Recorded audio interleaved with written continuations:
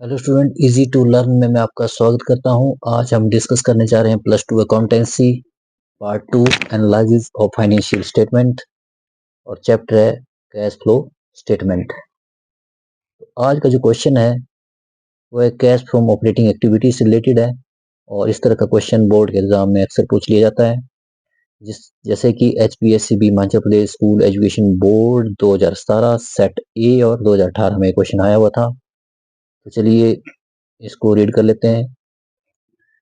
Calculate cash from operating activities from the following details. इस question में cash from operating activity हमने calculate करनी है। तो पर्टिकुलर में क्या दिया गया हुआ है, statement of profit and loss, debtor, outstanding rent, goodwill, prepaid insurance और क्रेडिटर। 2017 और 2016 के अमाउंट दिए गए हैं। Statement of profit and loss यानी कि प्रॉफिट एंड लॉस 2016 में था 1,20,000 और 2017 में कितना हो गया, 1,10,000। डेटर 2016 में थे 62,000 और 2017 में कितने हो गए, 50,000। आउटस्टैंडिंग रेंट 2016 में था 42,000 और 2017 में कितना हो गया, 24,000। गुडविल 2016 में 76,000 76,000 और 2017 में 80,000। प्रीपेड इंश्योरेंस 2016 में 4,000 और 2017 में 8,000 8,000। क्रेडिटर्स 2016 में 38,000 और 2017 में 26,000। तो चलिए स्टूडेंट, इसको सोल्यूशन करने के लिए सबसे पहले हम क्या करेंगे, इस तरह का एक फॉर्मेट बना लेंगे और ऊपर लिखेंगे calculation of cash from operating activities for the year ended as on 2017। उसके बाद पर्टिकुलर 3 कॉलम बनाएंगे, पर्टिकुलर्स, अमाउंट और दूसरा भी अमाउंट का कॉलम होगा। ये टोटल के लिए होगा, पहले यहाँ पे टोटल किया जाएगा फिर लास्ट के कॉलम में टोटल किया जाएगा। और फर्स्ट ऑफ ऑल हम क्या लिखेंगे, net profit during the year यानी कि प्रॉफिट एंड लॉस का क्या इफेक्ट पड़ा। 2016 में कितना था, 1,20,000 और 2017 में 1,10,000 यानी कि 10,000 जो प्रॉफिट है वो कम हुआ। इट मीन्स नेगेटिव बैलेंस यानी कि लॉस हुआ 10,000 रुपए का, क्योंकि 2016 में कंपनी ने 1,20,000 अर्न किया था और 2017 में 1,10,000 ही अर्न हुआ यानी कि 10,000 कम हुआ। अगर कम हो तो हम लिखेंगे नेट लॉस, नेट प्रॉफिट नहीं हुआ फिर है net loss. Net profit during the year during the year 2016 to 2017 इसमें कितना हुआ, लॉस हुआ है। और कितने का लॉस हुआ है, ये हुआ आपका नेट लॉस। और कितना हुआ है, 1,10,000 और 1,20,000। 1,20,000 में से 1,10,000 लेस हो गया 10,000। 10,000 आप यहाँ पे लिख देंगे 10,000 और ये ब्रैकेट में, क्योंकि ये लॉस है, नेगेटिव बैलेंस है। नेक्स्ट जो स्टेप है वो क्या लेंगे हम, इसके बाद आएगा हमारा ऐड वाला आइटम। ऐड क्या क्या किया जाएगा।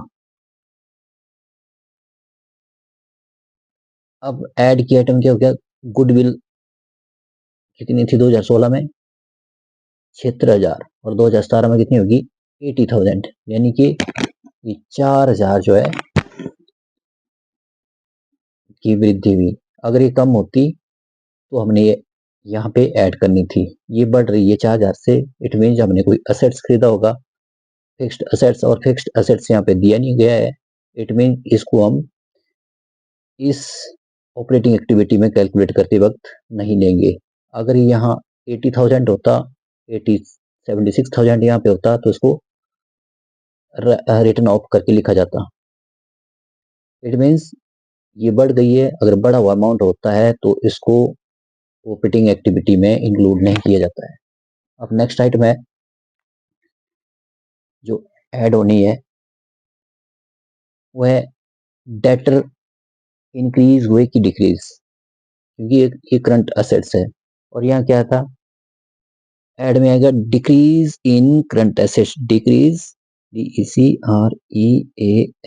Decrease in current assets.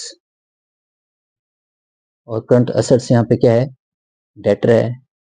और डेटर 2016 में 62,000 रुपए थे, 2017 में कितने हो गए, 50,000। इट मीन्स ये डिक्रीज हुए, घटे, और घटे तो ऐड होते हैं। और यहाँ क्या लिखेंगे हम, डेटर्स, DEBTORS, डेटर को यहाँ लिखा जाएगा। और इसका अमाउंट यहाँ और देख लेंगे, कहीं और कोई करंट असेट्स तो नहीं है जो डिक्रीज हुआ है। आउटस्टैंडिंग रेंट ये क्या है, ये करंट लायबिलिटीज है, ये करंट लायबिलिटीज है। गुडविल क्या है, इसको इंक्लूड नहीं किया जाएगा। और प्रीपेड इंश्योरेंस क्या है, ये करंट असेट्स हैं, लेकिन ये क्या हुए, ये इंक्रीज हुए। क्रेडिटर क्या है, ये करंट लायबिलिटीज है। ये क्या है, 36,000 थे आपके 2016 में, 2017 में हो गए 26,000। और इसको भी नेक्स्ट लेस किया जाएगा।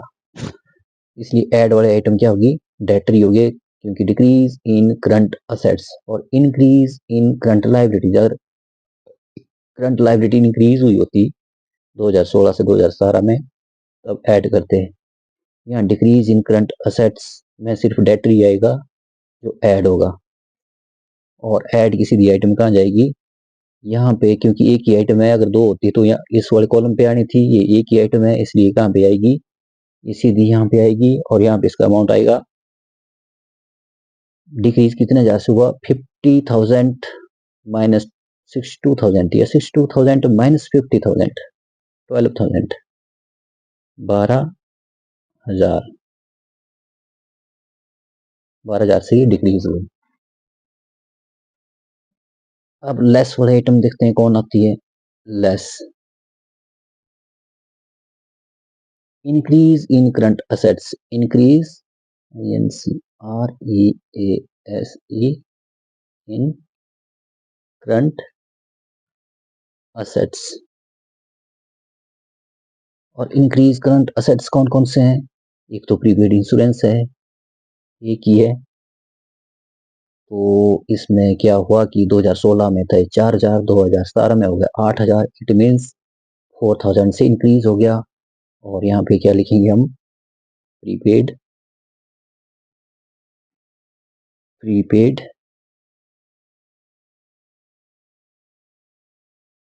इंश्योरेंस।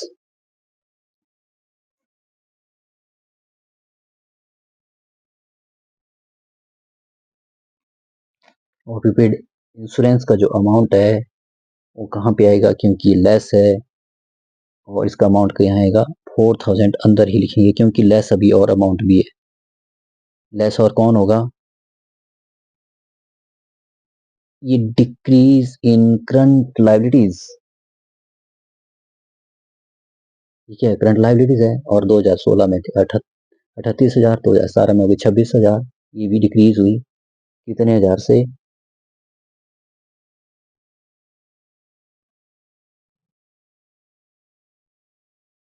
Prepaid insurance 4,000।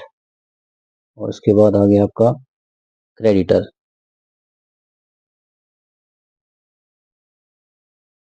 उससे पहले आउटस्टैंडिंग रेंट भी है यहाँ पे। आउटस्टैंडिंग रेंट कितना, 24,000 और 42,000।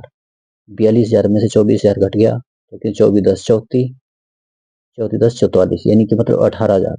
18,000 का डिफरेंस आ गया। तो यहाँ पे सबसे पहले आएगा आउटस्टैंडिंग, ये पहले लिखेंगे आप, less decrease in current liabilities, current liabilities. और करंट लायबिलिटीज में आउटस्टैंडिंग आउट, STANDING, रेंट। और दूसरा क्या आएगा, क्रेडिटर, ये भी डिक्रीज हुआ। क्रेडिटर कितने थे, 38,000 थे 2016 में, 2017 में हो गए 26,000, यानी कि 12,000 पैसे क्या हो गए, डिक्रीज हो गए। तो डिक्रीज इन करंट लायबिलिटी, पहली करंट लायबिलिटी होगी ये, और दूसरी क्या होगी, आउटस्टैंडिंग रेंट हो गया पहला, और क्रेडिटर हो गया दूसरा, ITORS, क्रेडिटर्स, क्या हो गया, डिक्रीज। और डिक्रीज कहाँ आएगा, इसका अमाउंट कितना आ गया 18,000, और इसका अमाउंट कितना आ गया 12,000। इन सब का टोटल अमाउंट कितना हो गया, क्योंकि तीनों ये डिक्रीज हुए, ये सब का टोटल कितना हो गया, 8 4 12 13 14, 4 1 1 2 3, 34,000। यहाँ कितना आ गया, सबका टोटल कितना आ गया यहाँ पे 34,000, और ये भी ब्रैकेट में आएगा। अब ब्रैकेट में कौन कौन से अमाउंट हो गए, एक हो गया 34,000, और एक हो गया 10,000, और 34 और 10 कितना हो गया 44। 44 में से 12,000 रुपये अगर हम लेस करते हैं तो कितना आ गया 32,000। इसको लिखेंगे हम, इसका डिफरेंस अमाउंट कितना आ गया यहाँ पे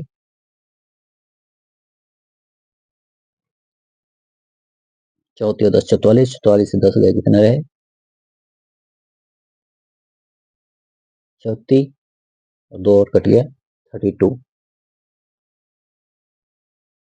मतलब टोटल अमाउंट कितना रहा आपका 44 में से 12,000 घट गए तो 32,000, ये आपका माइनस में अमाउंट रहा, और इसको लिखा जाएगा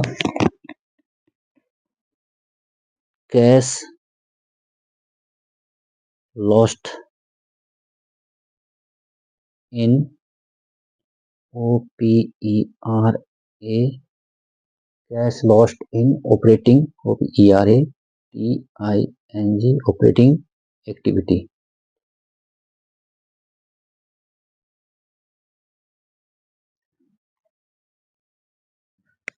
और इसका जो मेथड है, करंट एसेट्स डिक्रीज हुए तो ऐड करना, करंट एसेट्स इंक्रीज हुए तो लेस करना, और करंट लायबिलिटीज इंक्रीज हुई तो ऐड, करंट लायबिलिटी डिक्रीज हुई तो लेस। इसके लिए जो फार्मूला है उसको किस तरह से कैलकुलेट किया जाएगा, DIID,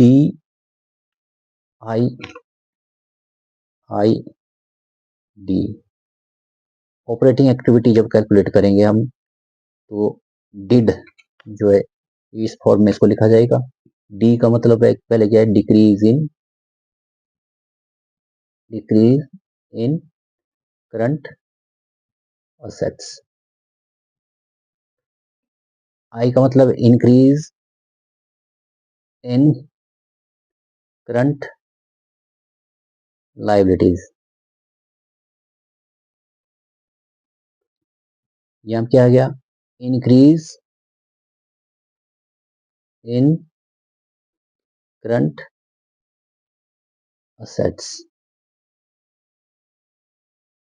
और डी का मतलब है डिक्रीज इन करंट लायबिलिटीज। ये दो आपस में अगर ऐसा होता है तो ये ऐड होंगे, और ये दिन नीचे वाले क्या हो जाएंगे less. It mean decrease in current assets और increase in current liabilities add, और इंक्रीज इन करंट असेट्स और डिक्रीज इन करंट लायबिलिटीज क्या होगा लेस। इस तरह से cash from operating activity calculate करते वक्त इनको ऐड लेस किया जाएगा। तो स्टूडेंट इस तरह से आज का जो न्यूमेरिकल था, उम्मीद करता हूँ आपको अच्छी तरह से समझ में आ गया होगा।